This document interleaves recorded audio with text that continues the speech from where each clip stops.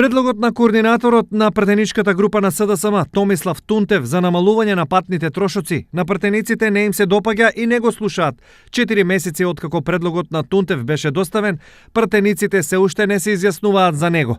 Причината е едноставна, односно пратениците не сакаат да се одвојат ниту од третина од она што сега го наплаќаат на име патни трошоци. Во моментов 11 пратеници во регионот секојдневно патуваат до Скопје и назад и за тоа наплаќаат по 30% од литар гориво за секој изминат километар.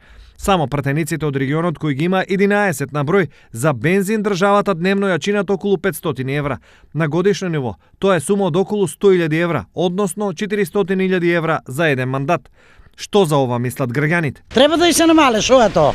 Пратеници зимат си плата и за патни трошкови дупло зимат од народот, од нас. Премногу е, да.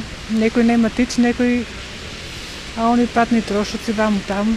Они си гледат за ними. Инаку годинава за патни трошоци за пратениците биле предвидени 84 милиони денари, а за 2018 помалку, односно 81 милион денари.